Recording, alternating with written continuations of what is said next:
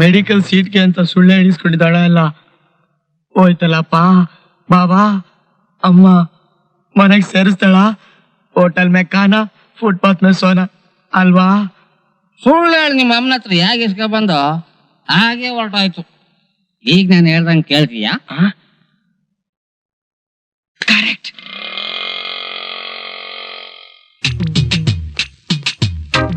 ಅಳಿಯಂದ್ರೆ ಏನಿದು? ಯಾರನ್ನ ಹೊತ್ಕೊಂಡ್ ಬರ್ತಾ ಇದ್ದೀರಾ? ಏನು ಅಂತ ಹೇಳಿ, ಯಾರು ಅಂತ ಹೇಳಿ, ನೀವೇ ಕಣ್ಣಾರ ನೋಡಿ ಅತ್ತಮ್ಮ. ಸತ್ಯ ಸತ್ಯ. ಅಯ್ಯೋ ಅಳಿಯಂದ್ರೆ ಏನಾಯ್ತು?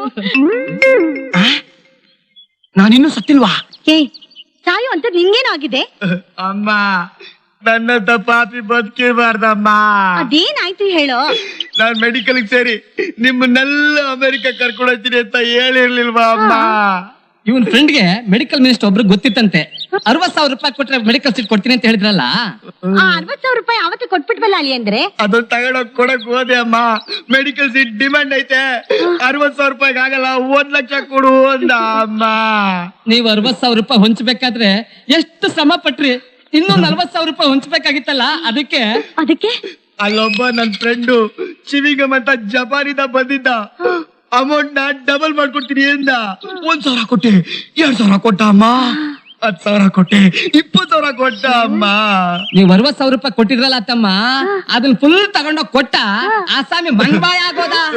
ಅಂದ್ರೆ 60,000 ರೂಪಾಯಿ ಹೊಟ್ಟಾಯ್ತಾ? ಅದಕ್ಕೆ ಈ ಮುಖನ ಹ್ಯಾಕ್ ತೋರ್ಸೋದಂತ ಸೂಸೈಡ್ ಮಾಡ್ಕೊಳಕ್ ಪ್ರಯತ್ನ ಪಟ್ಟ. ನಾನೇನಾದ್ರೂ ಕಣ್ಣಿಗೆ ಬಿದ್ದಿಲ್ಲ ಅಂದಿದ್ರೆ ಇಷ್ಟೊತ್ತಿಗೆ ಸತ್ಯ ಬಿಡ್ತು ಅಂದ್ರೆ ಹಳಾದ್ ದುಡ್ಡು ಹೋದ್ರೆ ಹೋಯ್ತು. ನನ್ ಮಗ ಬದುಕೊಂಡಲ್ಲ, ನಂಗೆ ಅಷ್ಟ್ ಸಾಕು. ಮೆಲ್ಲಿಗೆ ಮೆಲ್ಲಿಗೆ. ಆದ್ರೆ ಒಂದ್ ಮಾತು, ಈ ಗುಟ್ಟು ಮನೇಲಿ ಯಾರಿಗೂ ಗೊತ್ತಾಗ್ಬಾರ್ದು. ನಮ್ಮ ಮೂವರಲ್ಲೇ ಇರ್ಬೇಕು, ಗೊತ್ತಾಯ್ತಾ? ಈ ಗುಟ್ಟು ನನ್ನ ಹೊಟ್ಟೆ ಒಳಗಡೆ ಇರ್ಬೇಕು ಅಂದ್ರೆ ಒಸಿ ಸ್ಟ್ರಾಂಗ್ ಆಗಿ ಬೀಳ್ಬೇಕು. ನಿಮ್ದು ಯಾವಾಗ್ಲೂ ಇದ್ದೆ. ತಗೊಳ್ಳಿ ಬಂದೆ. ಅತ್ತಮ್ಮ, ನೀವು ಸತ್ತಿನ ಕರ್ಕೊಂಡು ಮನೆಗೆ ಹೋಗಿ, ನಾನು ಯಾರನ್ನೋ ಒಬ್ರು ಅರ್ಜೆಂಟ್ ನೋಡ್ಬೇಕು, ನಾನು ಬರ್ತೀನಿ. ಸಮಯ ನಂಜಿನಿ, ಕೀರ್ತಿ, ಕವಿತಾ ಓದ್ತಾ ಇದಾರೆ ನನ್ನ ಮಕ್ಳ? ನಾನು ನಿಮ್ಮ ಅಪ್ಪ ಕಣಮ್ಮ. ಸರಸ್ವತಿ, ಏನಿವತ್ತು ರಾಯರ್ಗೆ ಮನೆ ಕಡೆ ಜ್ಞಾಪಕ ಬಂದ್ಬಿಟ್ಟಿದ್ಯಲ್ಲ? ಇವತ್ ತಾರೀಖ್ ಎಷ್ಟು ಹೇಳು? 1. ನಿಮ್ಮ ಅಣ್ಣ ಎಲ್ರಿಗೂ ಹಣ ಕೊಡೋದಿನ ಅಲ್ವಾ? ಸದ್ಯ ಅಷ್ಟಾದ್ರೂ ಜ್ಞಾಪಕ ಇದೆಯಲ್ಲ. ಪ್ರಕಾಶ ಇನ್ನು ಬಂದಿಲ್ವಾ? ಸದ್ಯ ಒಳ್ಳೇದಾಯ್ತು. ಯಾಕೆ? ಅಯ್ಯೋ ಅದನ್ನೆಲ್ಲ ಹೇಳ್ತಿದ್ರೆ ಅಷ್ಟಲ್ಲಿ ಬಂದ್ಬಿಡ್ತಾನೆ. ಬಾರೆ, ಏನ್ರಿ ಇದು ಹೊತ್ತಿಲ್ಲ ಹೋದ್ಮೇಲೆ? ಅದಕ್ಕೆಲ್ಲ ಹೊತ್ತು ಗೊತ್ತಿಲ್ಲೈತೆ. ಬಾರೆ ಬಾರೆ ಬಾರೆ ಬಾರೆ ಬಾರೆ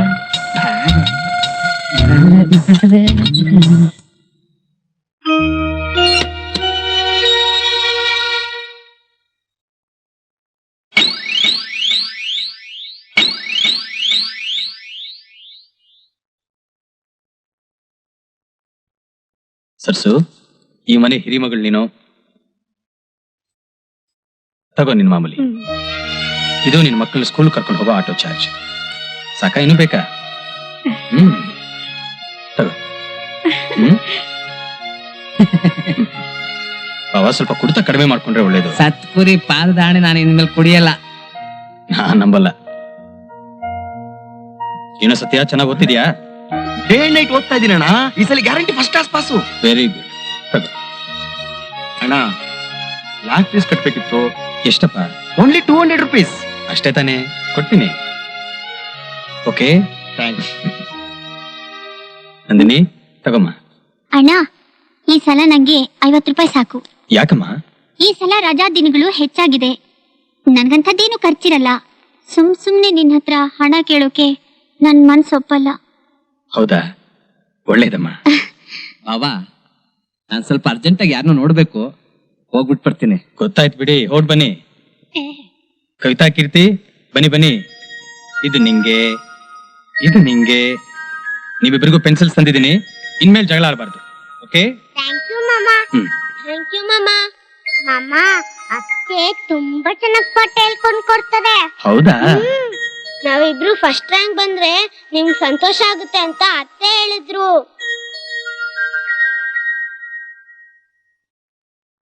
ತಗೊಳ್ಳಿಪ್ಪ ನಿಮ್ ಖರ್ಚಿಗೆ. ನನಗೆ ಯಾಕಪ್ಪ, ನನಗೆ ಯಾವ ಖರ್ಚು ಇಲ್ಲ.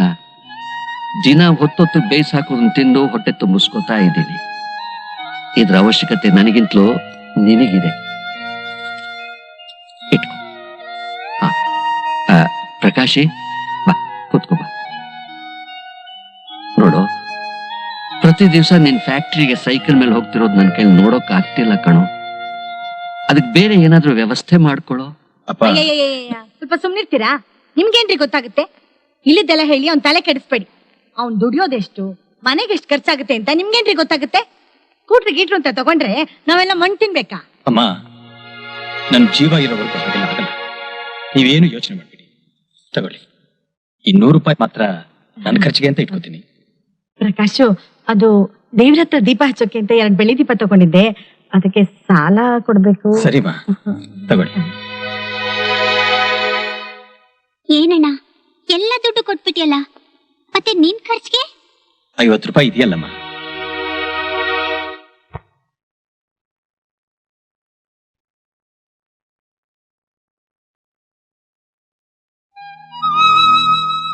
ಏನೇ ಇದು, ಫ್ಯಾಕ್ಟರಿಯಿಂದ ಬಂದ ಗಂಡನಿಗೆ ಕೆನ್ನೆ ನೀಡೋದ್ರ ಬದಲು ಕೈ ನೀಡ್ತಿದೆಯಲ್ಲ.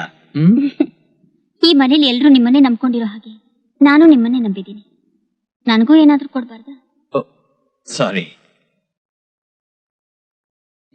ಇದೇನ್ರಿ, ಇದ್ದ 50 ರೂಪಾಯಿನೂ ಕೊಟ್ಬಿಟ್ರಿ ನಿಮ್ ಖರ್ಚಿಗೆ? ನಂಗೇನಿದೆ ಖರ್ಚು? ಇರೋದೊಂದು ಸೈಕಲ್, ಅದಕ್ಕೆ ಪೆಟ್ರೋಲ್ ಹಾಕ್ಬೇಕಾಗಿಲ್ಲ, ಸಿಗರೇಟ್ ಇಲ್ಲ, ಕುಡಿಯೋದಿಲ್ಲ.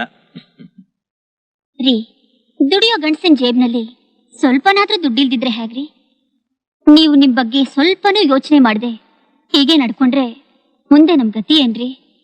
ಸುಶೀಲ, ನನ್ ಮಾತು ನಿಮಗ್ ಕಠಿಣ ಅನ್ಸ್ಬಹುದು, ಆದ್ರೆ ಕೇಳ್ದವ್ರಿಗೆಲ್ಲ ಕೇಳ್ದಾಗ ಕೊಡ್ತಾ ಇದ್ರೆ ಹೇಗೆ? ಇರೋದ್ರಲ್ಲಿ ಸ್ವಲ್ಪನಾದ್ರೂ ಉಳಿತಾಯ ಮಾಡಿದ್ರೆ ಒಳ್ಳೇದಲ್ವಾ? ನಿಮಗೂ ಹೆಂಡತಿ ಇದ್ದಾಳೆ, ಸಂಸಾರ ಇದೆ, ಮುಂದೆ ದೊಡ್ಡದಾಗತ್ತೆ. ನೋಡು ಸುಶೀಲ, ನಂಗೆ ನೀನು ಈ ಸಂಸಾರ 2 ಕಣ್ಣಿದ್ದ ಹಾಗೆ. ಇದರಲ್ಲಿ ಯಾವ ಕಣ್ಣಿಗೆ ಪೆಟ್ಟು ಬಿದ್ರು ನೋವಾಗೋದು ನಂಗೇನೆ. ಇದನ್ನ ಅರ್ಥ ಮಾಡ್ಕೊಂಡು ನಡ್ಕೊಂಡ್ರೆ ಇಬ್ರಿಗೂ ಬೆಳೀತು.